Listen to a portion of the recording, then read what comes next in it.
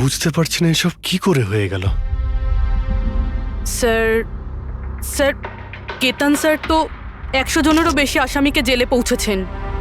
হতে পারে ওদের মধ্যেই কোনো একজন আসামি এই সব করেছে। হ্যাঁ, কিন্তু কিভাবে, কখন? কেতন স্যার আমার সঙ্গে কথা বলছিলেন, এইখানে বসেছিলেন, ওনার পিছনে কেউ ছিল না। তাহলে হঠাৎই ছুরিটা কে মারলো আর কিভাবে মারলো? তুমি একদম শিওর যে ঘরের মধ্যে আগে থেকে কেউ ঢুকে বসেছিল না? আরে না ভাই, কেতন স্যার ভিডিও চ্যাটে উনি পুরো রুমটা দেখাচ্ছিলেন, আমরা কথা বলছিলাম। আর রুমটা দেখো, এখানে কোনো জায়গাই নেই, সবকিছু তো খোলা, কেউ কোথায় কিভাবে লুকোতে পারে? তুমি বলেছো যে তোমার সামনেই কেতনবাবু দরজা খুলে ভেতরে এসেছেন। হ্যাঁ, উনি এই দরজাটা খুললেন, ভিতরে ঢুকলেন, আর উনি দরজাটা বন্ধও করেছিলেন। তাহলে তো পরিষ্কার ব্যাপার, খুনি এই ঘরের মধ্যে আগে থেকেই ছিল, পরে আসেনি। আর সেটাই তো ভাই আমি দেখতে পেলাম না কেন? আরে আমার কথা ছাড়ো, ইনি কেন দেখতে পেলেন না? স্যার এই রুমটাতে আসার আর কোনো রাস্তা নেই, এই দরজাটা ছাড়া। জানলা টানলা কিছুই নেই।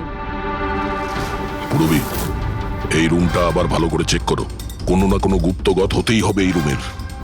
স্যার স্যার আমি 3 বার চেক করেছি, প্রত্যেকটা জায়গা, প্রত্যেকটা কোণা, সবকিছুই। সত্যি এই রুমে আসার আর কোনো রাস্তা নেই। কোনো না কোনো গুপ্ত রাস্তা তো হবেই এই রুমের। কিছু গন্ডগোল আছে এখানে, না হলে এটা সম্ভব নয় যে অভিজিৎ ওই খুনিকে দেখতে পায়নি।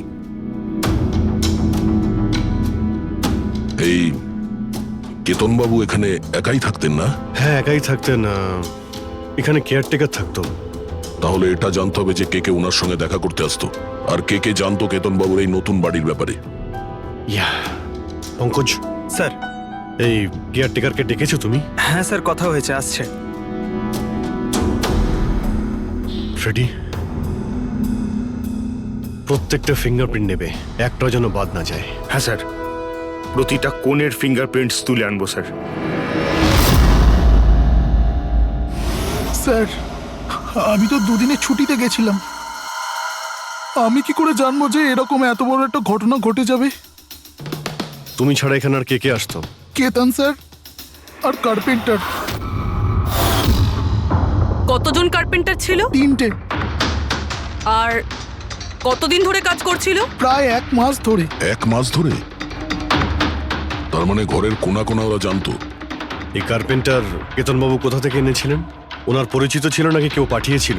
না স্যার, ওরা কেতন স্যারের জানাশোনা লোক ছিল, কারণ ওরা কেতন স্যারের আগের বাড়িতেও কার্পেন্টারের কাজ করেছে। তুমি শিওর যে আর কেউ আসেনি? না স্যার। হ্যাঁ, মনে পড়েছে স্যার, 2জন অচেনা লোক এসেছিল। একজন কোনো এক ইন্টারনেট কোম্পানি থেকে এসেছিল, আর দ্বিতীয়জন ওয়াটার পাইপলাইন চেক করতে এসেছিল। ওরা পুরো বাড়ি ঘুরে দেখেছিল। স্যার এর জন্য আমাকে বকেছিলেন। কেন বকেছিলেন? কেননা আমি ওদের ভেতরে আসতে দিয়েছিলাম। স্যারের ওই 2জনের প্রথম থেকে আসার কোনো খবর ছিল না, আর স্যার ইন্টারনেট কানেকশনের জন্য কাউকে কিছুই বলেনি। আর এটা কবেকার ঘটনা? এটাই 2-3 সপ্তাহ আগের কথা। ও, মনে হচ্ছে এই দুজনেই কোনো গন্ডগোল করেছে। আচ্ছা, 5 বছর আগে তোমরা যখন এই কেসটা সলভ করেছিলে, তখন কেতনবাবু ছাড়া এই টিমে আর কে কে ছিল? আমি, পুরবী, কেতন স্যার আর মহেন।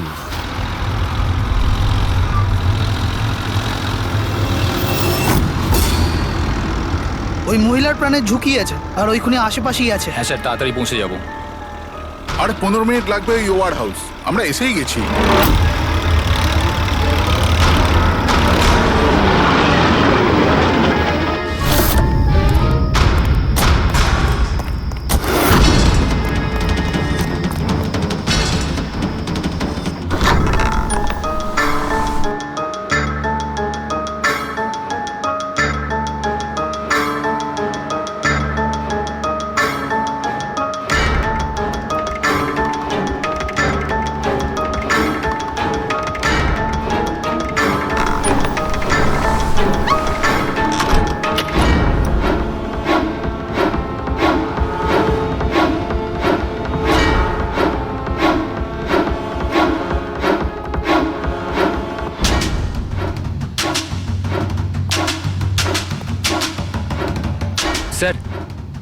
এখানে তো কোনো মহিলাকে দেখতে পাচ্ছি না, আর ওই অপরাধীও নেই।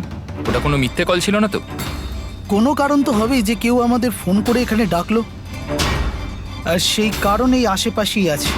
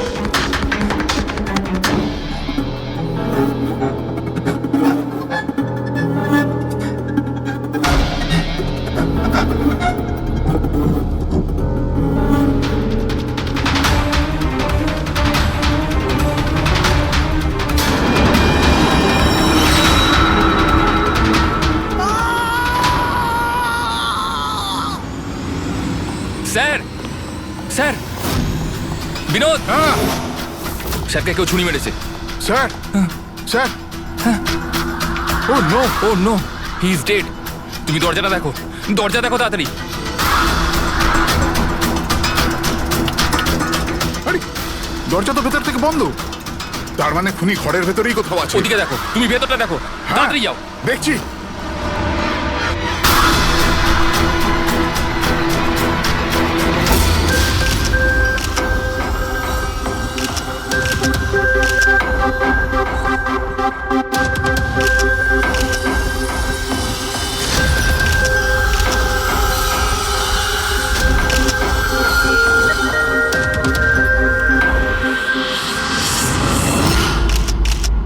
তাহলে এখানে কেউ ছিল না? হ্যাঁ, স্যার সত্যি বলছি, এখানে মেহেন স্যার আর আমাদের ছাড়া আর কেউ ছিল না।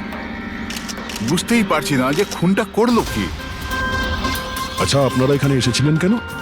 স্যার একজন মহিলা ফোন করেছিলেন যে ওনার প্রাণ বিপদে আছে, ওনাকে বাঁচাতেই আমরা এখানে এসেছিলাম। কিন্তু এখানে তো কোনো মহিলা ছিলই না, আর ফোনটাও একটা প্রাইভেট নম্বর থেকে করা হয়েছিল। আচ্ছা, এগুলো একটা ষড়যন্ত্র, প্ল্যান করে করা ষড়যন্ত্র। স্যার, এই যে এখানকার ওয়াচম্যান স্যার। তুমি গোডাউন কটায় বন্ধ করেছিলে? স্যার রাত 10টার সময়। সেই সময় এখানে কেউ ছিল? না স্যার, ভালো করে চেক করেছিলাম, কেউ ছিল না। আপনারা এই রুমের দরজাটা খোলা রাখেননি তো ভেতরে আসার পরে? না, ভেতরে ঢুকতেই আমরা সবার আগে দরজাটা ভেতর থেকে বন্ধ করে দিয়েছিলাম। স্যার খুন হওয়ার পরেও আমরা দরজা চেক করেছিলাম, ভেতর থেকে বন্ধই ছিল।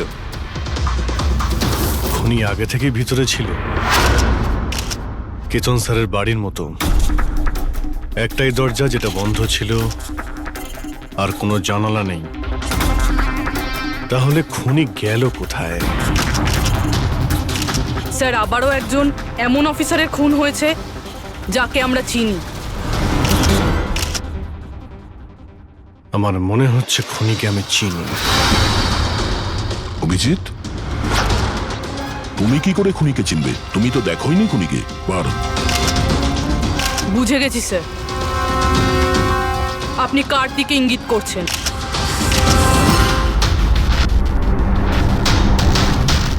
তুমি জানো এসব কি?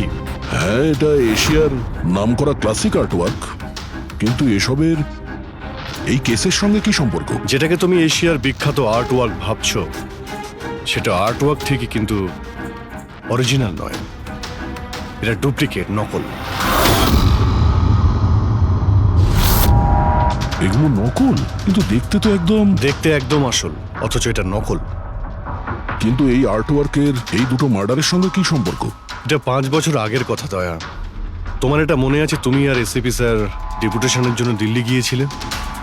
সেই সময় কিছুদিনের জন্য আমি আর পুরবী একটা কেসে ক্রাইম ব্রাঞ্চের হয়ে কাজ করেছিলাম। হ্যাঁ হ্যাঁ হ্যাঁ, কিছু কিছু মনে পড়ছে। এটা সেই কেস না যাতে কেউ নকল আর্টওয়ার্ক বানিয়ে সেটাকে বেশি দামে বেচার চেষ্টা করছিল? কারেক্ট। এই আর্টওয়ার্ক সেই বানিয়েছে, মিখেল। ওর নাম মিখেল।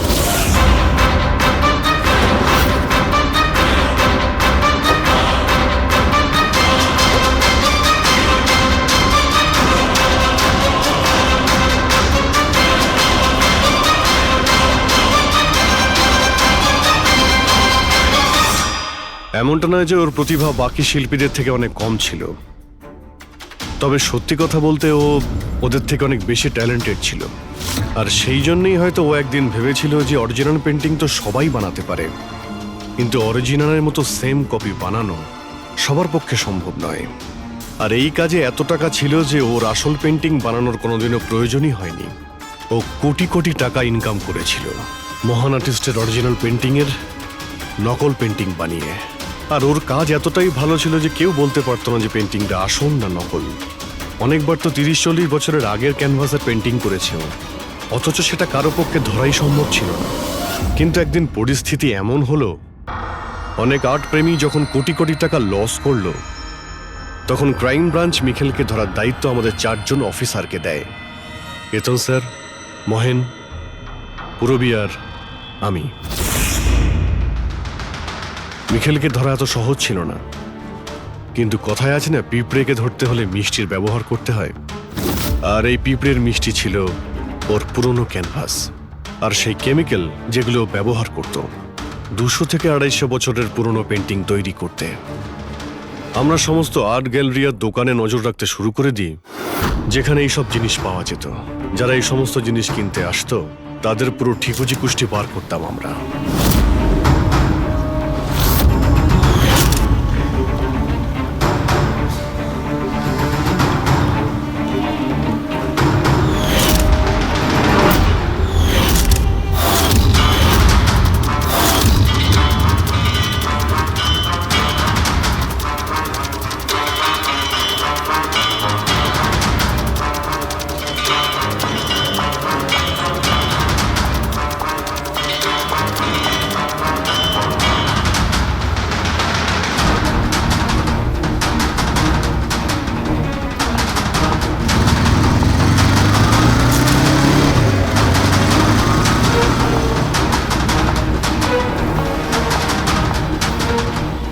এই যতগুলো ছবি পাঠাচ্ছি প্রত্যেকের ডিটেলস আমার লাগবে।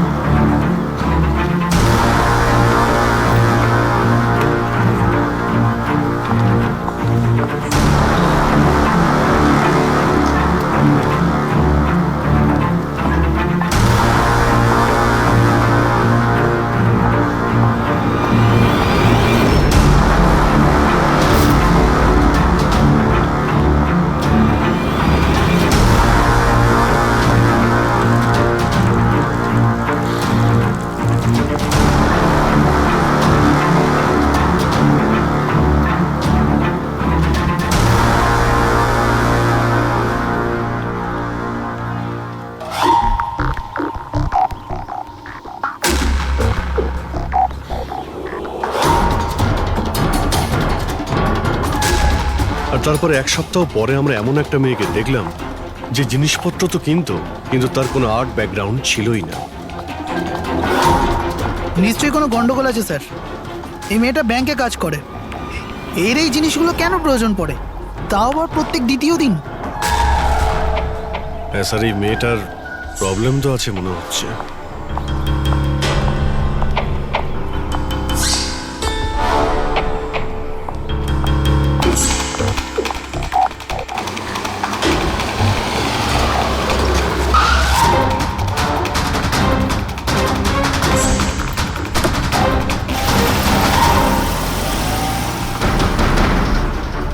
এই মেয়েটার একটু গন্ডগোল আছে, ওর পিছু নাও, দেখো কোথায় যাচ্ছে।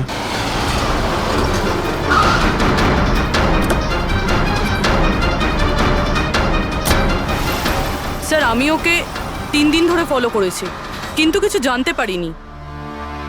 কারণ ও এই সমস্ত জিনিস নিয়ে ওর বাড়ি চলে যেত, কিন্তু 4র্থ দিন ও অন্য কোথাও গেল।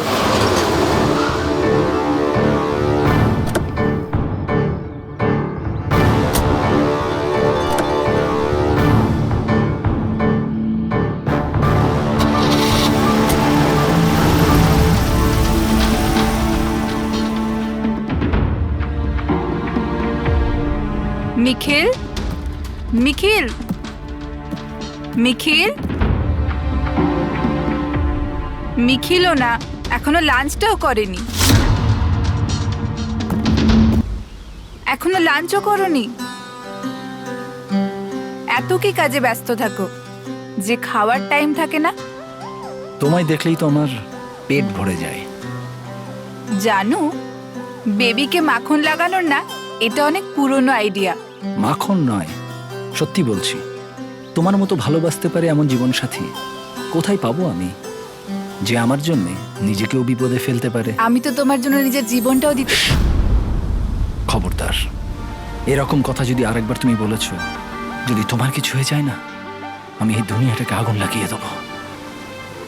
এত ভালোবাসো আমায়? নিজের থেকেও বেশি।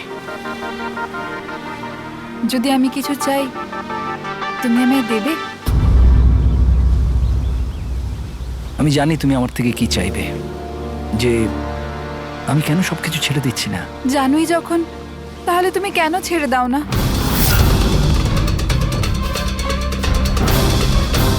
শীতল, মানুষের জীবনে দুটো নেশা হয়, আমার ভালোবাসার নেশা তুমি পূরণ করো, আর আমার দ্বিতীয় নেশা শিল্পীর, যেটা আমার কাজটাকে পূর্ণ করে। এই দুটোর মধ্যে একটাও যদি আমার থেকে দূরে যায় না, তাহলে আমি অসম্পূর্ণ থেকে যাব।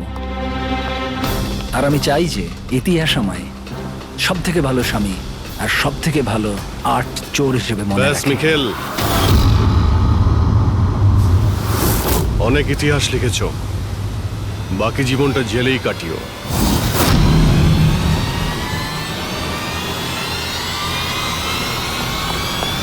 নিখিল,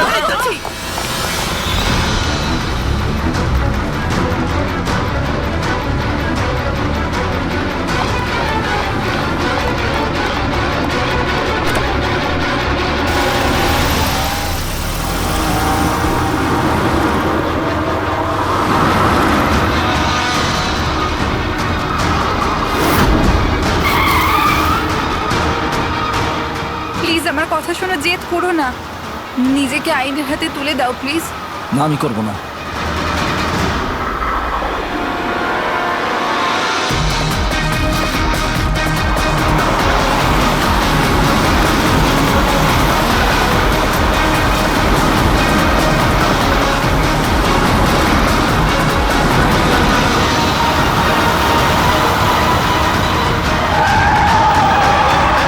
নিখিল!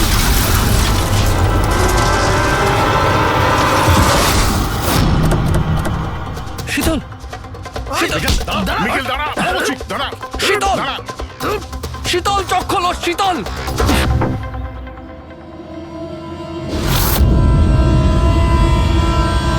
She is dead, sir. তোমাদের জন্য আমার শীতল আমাকে ছেড়ে চলে গেল। ছাড়বো না আমি তোমাদের। তোমার স্ত্রীর মৃত্যুর জন্য আমরা দুঃখিত, কিন্তু তার জন্য দায়ী আমরা নই, তুমি। না তুমি অপরাধের রাস্তায় হাঁটতে, আর না তোমার পাপের শাস্তি তোমার স্ত্রীকে ভোগ করতে হতো। কাজের শাস্তি কে পাবে এটা ভবিষ্যৎ বলবে। ওর 5 বছরের শাস্তি তো এতদিন শেষ হয়ে গেছে, কিন্তু ওর স্ত্রীর মৃত্যুর প্রতিশোধের আগুন হয়তো ওর মনের ভিতরে এখনো জ্বলছে। মানে কেতন বাবু আর মেহেনের পরে ওর টার্গেট এখন পুরো বিয়া তোমার উপর। কারেক্ট। কিন্তু স্যার, ও এসব করছেটা কি করে? কারণ নজরে পড়ছে না কেন? এবার এই রহস্যের পর্দা তো মিখিলই তুলতে পারবে। ও তোমার আর আমার কোনো ক্ষতি করার আগে মিখিলকে আমাদের ধরতেই হবে। স্যার, স্যার, কেতন বাবুর বাড়ি থেকে যে ফিঙ্গারপ্রিন্টসগুলো পেয়েছিলাম, হ্যাঁ, ওটা কারোর সঙ্গে ম্যাচ হয়েছে? স্যার, ওই ওয়াটার পাইপলাইনে যে কাজ করে সে নির্দোষ হলেও যে লোকটা ইন্টারনেটের কাজ করে সে খুব গোলমেলে। এই ইন্টারনেটের লোকটা কে? Sir Ramen sir. Sir, sir পুরনো পাপি স্যার। এই তো 6 মাস আগে ও অথর রোড জেল থেকে ছাড়া পেয়েছে স্যার। Arthur road jail? ওই মিখেলকে তো ওই জেলেই রাখা হয়েছিল। তার মানে ওই জেলেই এই অপরাধের প্ল্যানিংটা করা হয়েছিল, মিখেল আর ওই রমন যোগ মিলে নিয়ে। তুই নিশ্চয়ই আবার জেলে যেতে চাইবি না? না স্যার, আমার দ্বিতীয়বার জেলে পাঠাবেন না স্যার। যদি আজ আমি মিখেলকে না পাই তাহলে তোকে এখানেই পুঁতে দেবো। না স্যার, মিখেল আমার সাথে এখানেই দেখা করতো, এখানেই দেখা করতো। আমি সেখানেই নিয়ে যাচ্ছি আপনাদের। আমার মিখেলকে চাই, ব্যাস। হ্যাঁ স্যার, ওখানেই নিয়ে যাচ্ছি আপনাদের।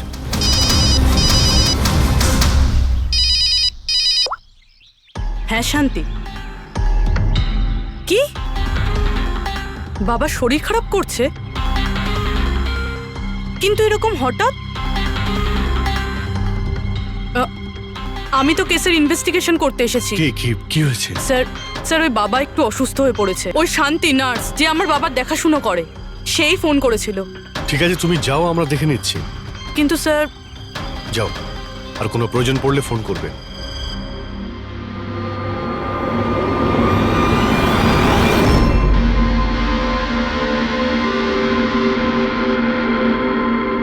কি হলো স্যার? ফ্রেডি, আমি এটা ভাবছি যে আমাদের এই সিআইডির কেরিয়ারে আমরা অনেকেই ক্লোজ রুম মার্ডার সমাধান করেছি, কিন্তু তাদের মধ্যে একটা কেসও এরকম ছিল না। হ্যাঁ স্যার, এর আগেও এরকম ঘর বন্ধ থাকার কেস এসেছিল। কোথাও না কোথাও তো গোপন রাস্তা খুঁজে পাওয়াই যেত খুনির আসার এবং যাওয়ার জন্য। হ্যাঁ, হয়তো রুমের মধ্যে কোনো গুপ্ত পথ থাকে, না হলে রুমের মধ্যে কোনো রাস্তা বানানো হয় খুন করার জন্য। কিন্তু এখানে না তো কোনো গুপ্ত রাস্তা আছে, না রুমের মধ্যে কোনো গন্ডগোল করা হয়েছে, না। আর এই খুনি এমন যাকে দেখাই যাচ্ছে না। স্যার, আমার তো ভেবেই কিরকম মাথাটা ঘোরা শুরু হয়ে গেছে। খুনিকে দেখা যাচ্ছে না কেন? অনেক বছর আগে আমি একটা সিনেমা দেখেছিলাম যেখানে হিরো একটা গ্যাজেট লাগিয়ে অদৃশ্য হয়ে যেত, কিন্তু ওটা তো সিনেমা ছিল না স্যার। হ্যাঁ, ওটা তো সিনেমা ছিল, কিন্তু এটা তো বাস্তব জীবন। স্যার, কি ভাবছেন আপনি? এটাই ভাবছি, এর মধ্যে কোন জিনিসটা আমি বুঝতে পারছি না।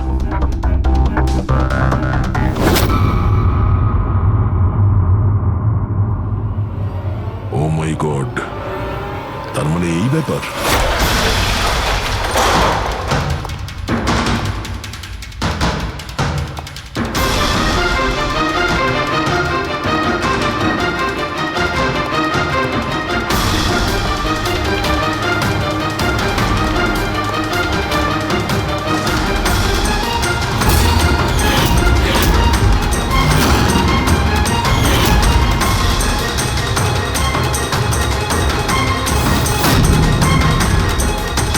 দিন ধরেই আমাদের চারজনকে ফলো করছিল, আর তুই ওকে হেল্প করছিলি এই সমস্ত কাজে? হ্যাঁ স্যার।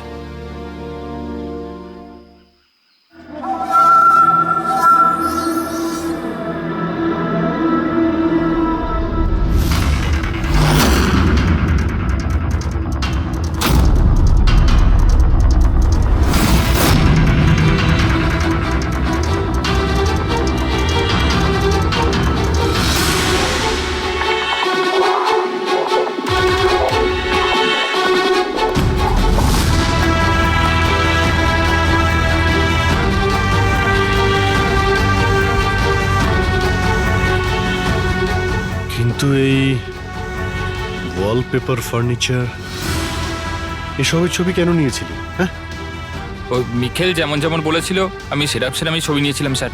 ব্যাস, আমি শুধু জানতাম না এই ছবিগুলো নিয়েও কি করবে স্যার।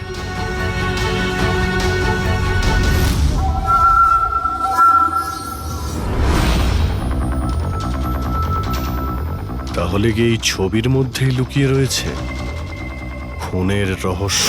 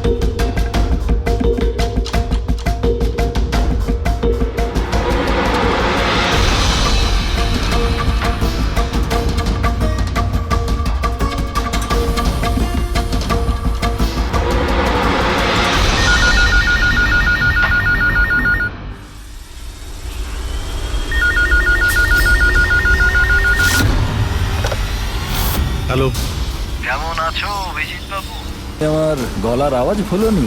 এমনিতে আমি জানতাম যে তুমি আমার বাড়ি পর্যন্ত নিশ্চয়ই পৌঁছবে। ইন্টেলিজেন্ট তুমি, কিন্তু সরি, তোমাকে স্বাগত জানাতে আমি বাড়িতে ছিলাম না। তোকে স্বাগত তো জানাবে সিআইডি, যখন আমরা তোকে আরেকবার ধরে জেলে নিয়ে যাব। জেল তো আমি তখন যাব না যখন তোমাদের নজরে আমি আসব।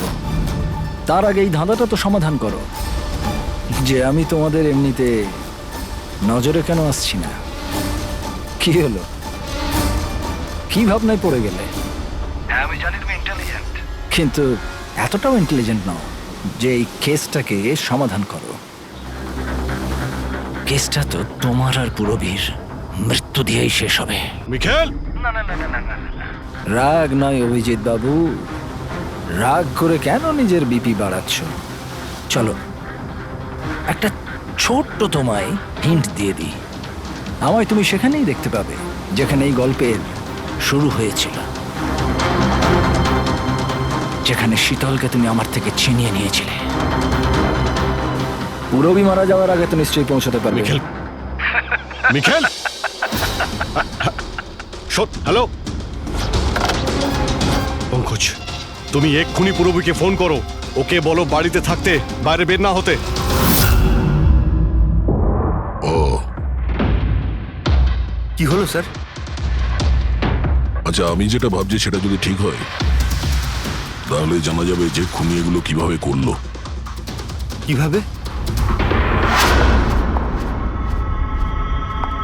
আশ্চর্য তো, বাবা তো পুরোপুরি সুস্থ আছে। তাহলে তাহলে শান্তি ফোন করে আমাকে ডাকলো কেন? আর নিজেও তো বাড়িতে নেই। ফোন করলাম, ফোনটাও ধরছে না।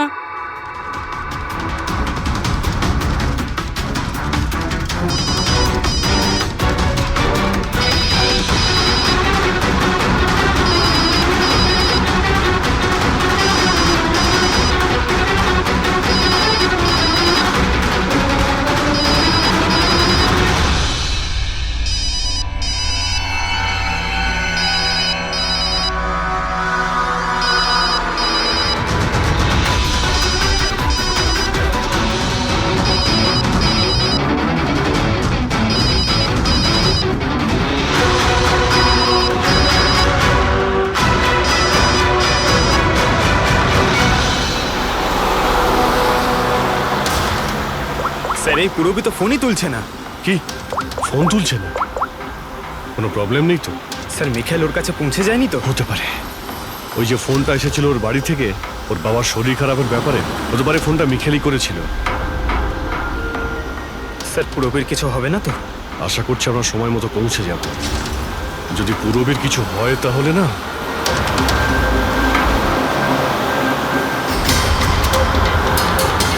এসে গেছি। এটা সেই জায়গা যেখানে মিখেলের ওয়াইফ মারা গিয়েছিল।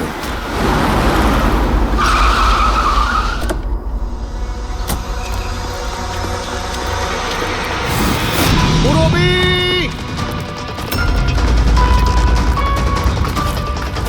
পুরবী!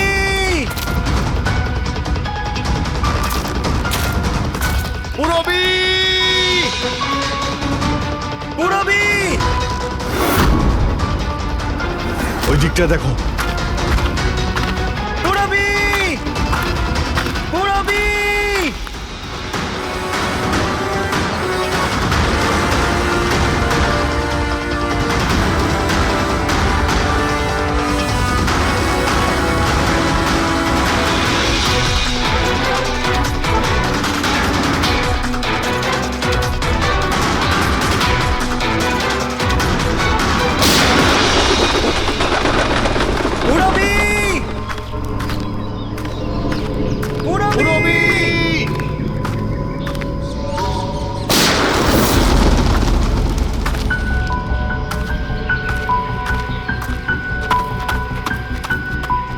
স্যার, হ্যাঁ পঙ্কজ, জানি না স্যার কে গুলি চালালো।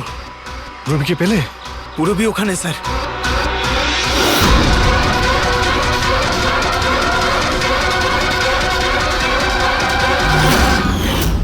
ও নো! পঙ্কজ, অ্যালার্ট থাকবে।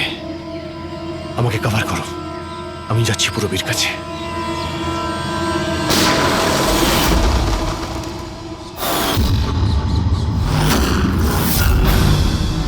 ভয় পেও না অভিজিৎ, এখনো ও মরেনি। কিন্তু যদি ওর কাছে যাওয়ার চেষ্টা করো তাহলে আমার আঙুল ট্রিগারের ওপর আছে, আর গুলিটা তো তোমার থেকে তাড়াতাড়ি পৌঁছবে। মিখেল, গুলি চালিও না। দেখো, তুমি প্রতিশোধ নিতে চাও তো? দেখো আমি এসে গেছি, তুমি পুরবীকে যেতে দাও। খবরদার, কোনো চালাকি নয় অভিজিৎ, কারণ তুমি আমাকে দেখতে পাবে না, কিন্তু আমি তোমায় ভালো করে দেখতে পাবো।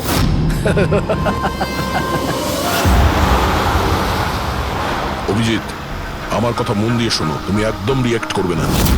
তুমি এই মিখেলকে দেখতে পাবে না। তুমি আর কেতনবাবু, ওকে কেতনবাবু স্টাডি রুমে দেখতে পাওনি। মাহান ওকে আর্ট ওয়্যার হাউসে দেখতে পাইনি। পুরবী নিজে ওকে ওর ঘরে দেখতে পাইনি। কেন? কারণ ওকে দেখা সম্ভব নয়। ও যেখানে যেখানে অন্যায় করে সেখানকার কোণে কোণে ও লুকিয়ে পড়ে। ওই রুমে, ওই ডেকোরেশনে ও এমন ভাবে লুকিয়ে পড়ে কেউ বলতেই পারবে না যে ও আর্ট পিস না একজন মানুষ। কেতনবাবুর রুমে ও ও ওয়ালপেপার হয়ে গেছিল, ওয়ালপেপার।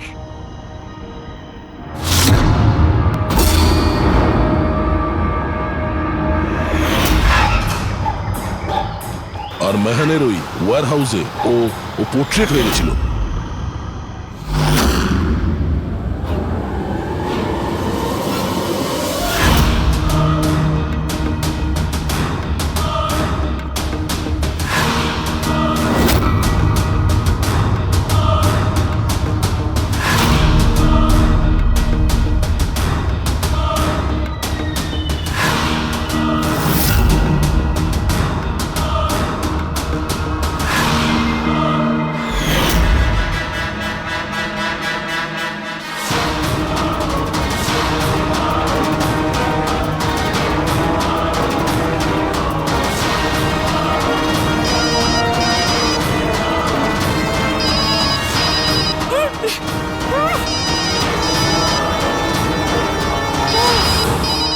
এটা আমি তখনই বুঝতে পারলাম যখন ওয়্যার হাউসের ক্রাইম সিনের ফটোগুলো আমি দেখলাম। তখনই আমার নজর ওই পোর্ট্রেটের আঙুলের ওপর গেছিল।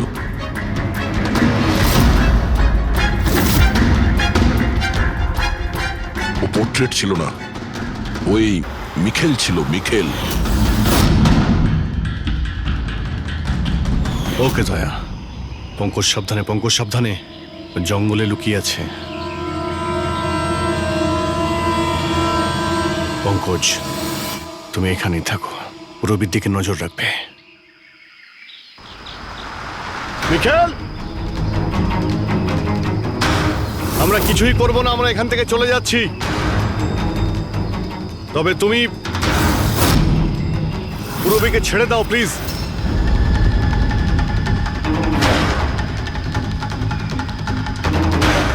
দেখো, এসব করে আর কোনো লাভ নেই।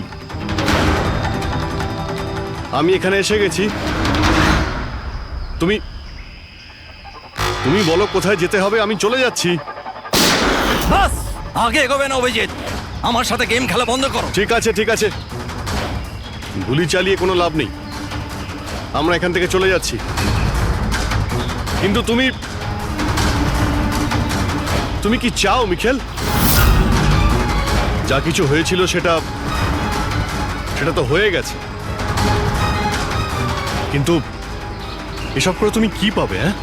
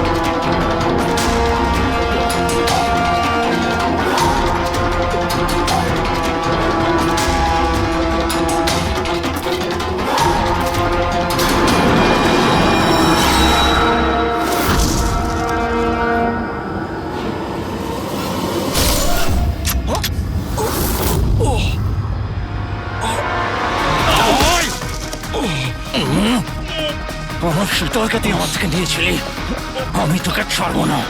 আয়, আমার শীতলকে দূরে করেছিলি।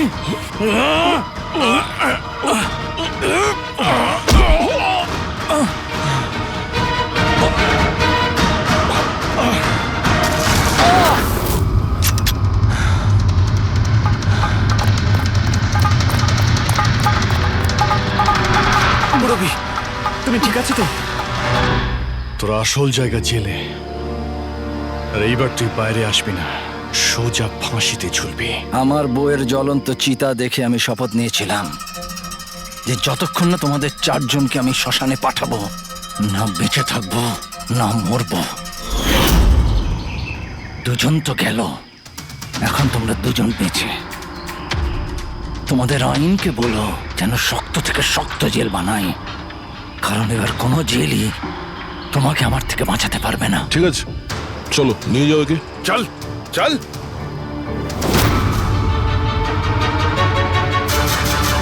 আসবো, ফেরত আসবো।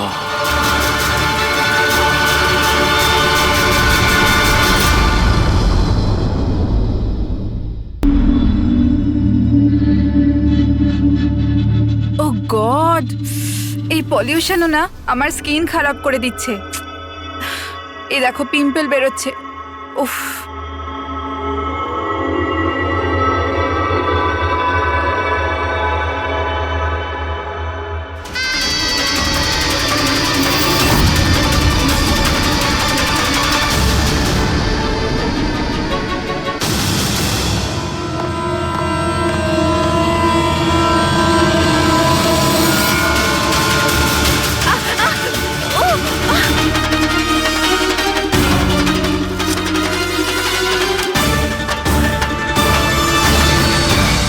স্যার, প্রথমে তো আপনাকে ধন্যবাদ জানাই যে আপনি আমাদের ডকুমেন্টারিতে অংশগ্রহণ করতে রাজি হয়েছেন।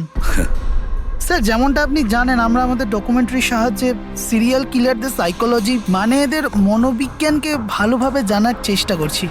স্যার, তাহলে আপনি এ ব্যাপারে কি বলবেন? দেখুন, সিরিয়াল কিলার একজন বিশেষ ধরনের অপরাধী, বিপজ্জনক অপরাধী। এমনি সাধারণ আসামিরা, ওদের কাছে কোনো মোটিভ থাকে, কোনো কারণ থাকে খুন করার জন্য, কিন্তু সিরিয়াল কিলার না, ওদের কাছে কোনো মোটিভ নেই, শুধু নিজেদের শখ পূরণ বা এন্টারটেনমেন্টের জন্য খুন করে।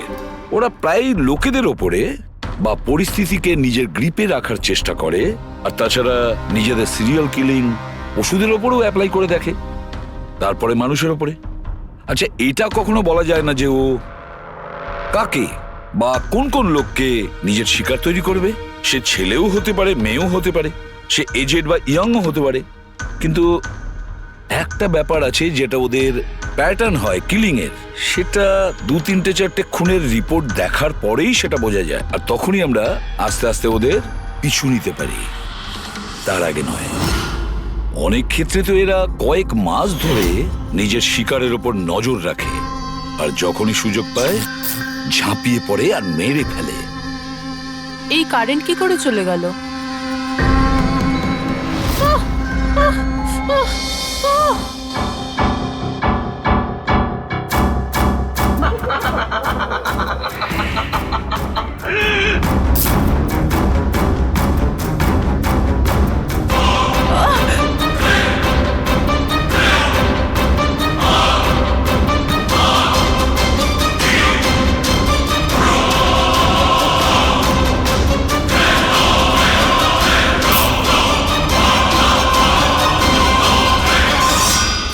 গড, এই কারেন্টটা এখনই যাওয়ার ছিল।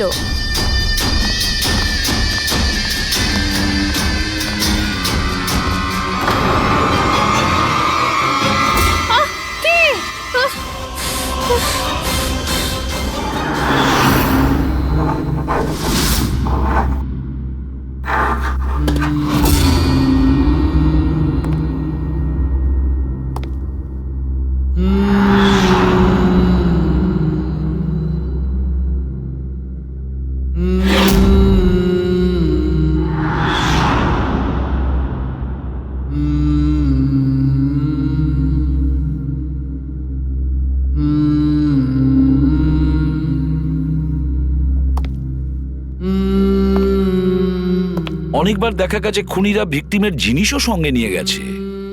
ভিকটিমকে খুন করার পরে হয়তো নিজের জয়ের মেডেল ভেবে। যে কোনো জিনিসই হতে পারে, কোনো মহিলার ঝুমকো দুলও হতে পারে, বা আংটিও হতে পারে, আবার কোনো নখও হতে পারে, এমনকি ভিকটিমের চুলও হতে পারে, মাথার চুলও।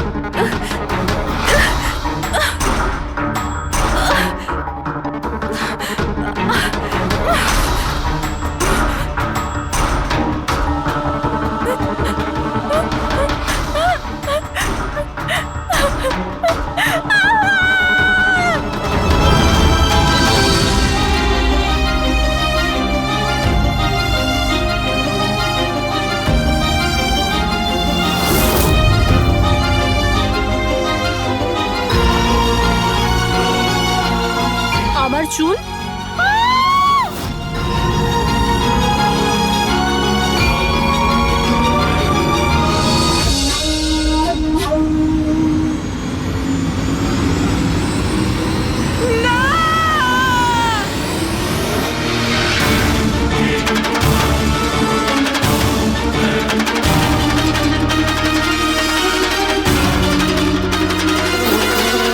সিরিয়াল কিলার্স এরা সবসময়ই একা থাকতে পছন্দ করে। ওদের কোনো বন্ধু হয় না। তাই অন্যদেরকে, এমন লোকেদেরকে এড়িয়ে চলতে হবে যাদের হাব ভাব বা চাল চলনে একটু অন্যরকম, কিছু অদ্ভুত ধরনের আচরণ দেখা যায়। তা সত্ত্বেও ব্যাপারটা হলো, সিরিয়াল কিলার থেকে বাঁচতে হলে আমাদেরকে সাবধানে থাকতে হবে। সত্যি সাবধানতার প্রয়োজন। Hello, ACP Padmaman here. কোথায়? ঠিক আছে, আমরা এখনই পৌঁছচ্ছি। Okay, thank you. সরি, যেতেই হবে। No problem sir. স্যার কিন্তু থ্যাংক ইউ, আপনি আপনার মূল্যবান সময় আমাদের দিয়েছেন। Wish you all the best for your thank documentary. You sir, thank you very much. আবার দেখা হবে। ওকে, একদম sir. Thank you very much. Bye by.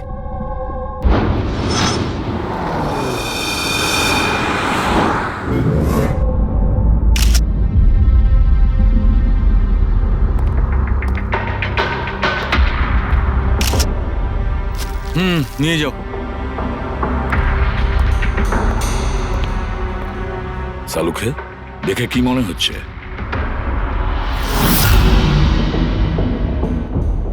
বস, মৃত্যুর কারণ এখনো কিছু বুঝতে পারছি না। ল্যাবে নিয়ে গিয়ে দেখছি। আর ডক্টর, এই চিহ্ন? হ্যাঁ দাদা, এই যে চেয়ারে বাঁধা ছিল দড়ি দিয়ে, তারই চিহ্ন এটা। বস, আমি যাচ্ছি, ল্যাবে গিয়ে চেক করছি। স্যার, দিয়া এই পেন্ডেন্টটা পড়েছিল। কোনো বিশেষ লোকের কি এটা? স্যার, এই পেন্ডেন্টে জিপিএস বেস সেফটি অ্যালার্ম আছে। এই পেন্ডেন্ট পরে থাকা ব্যক্তি যদি কোনো বিপদে পড়ে, এই পেন্ডেন্টটা দুবার প্রেস করলে পেন্ডেন্ট পরে থাকা ব্যক্তির ইমার্জেন্সি লিস্টে যে কটা নাম্বার থাকবে তাদের কাছে একটা এসওএস মেসেজ যাবে যে এই ব্যক্তি বিপদে আছে। আচ্ছা, কাল রাত্রে এই পেন্ডেন্টটা দুবার টিপেছিল? হ্যাঁ স্যার। কটার সময়? প্রায় 12:30টার সময়। আর ওর এই এসওএস মেসেজ ওটা কার কাছে গেছে? স্যার, ওই দুজনের কাছে। এদিকে এসো। কি নাম তোমাদের? সমর। সমর? নবীন। নবীন। কি সম্পর্ক ছিল দিয়ার সাথে তোমাদের? স্যার, আমার গার্লফ্রেন্ড ছিল। স্যার, আমার কলেজের বন্ধু। যখন দিয়া তোমাদের এসওএস মেসেজ করলো তখন তোমরা কিছু করনি কেন? হ্যাঁ স্যার, এটার জন্য আমারও আফসোস হচ্ছে যে আমি ফোনটা সাইলেন্ট কেন রেখেছিলাম। যদি আমি ফোনটা সাইলেন্ট না রাখতাম, স্যার, আজ দিয়া বেঁচে থাকতো। ফোন সাইলেন্ট ছিল। আর তোমার নবীন, তোমার ফোনটাও সাইলেন্ট মোডে ছিল? না স্যার, স্যার আমি শুয়ে পড়েছিলাম আর আমি বুঝতেই পারিনি কখন আমার ফোনের ব্যাটারি ডেড হয়ে গেছিল। আশেপাশের ঘটনা থেকে আমি ওকে এই পেন্ডেন্টটা এনে দিয়েছিলাম, কিন্তু লাভ কি হলো?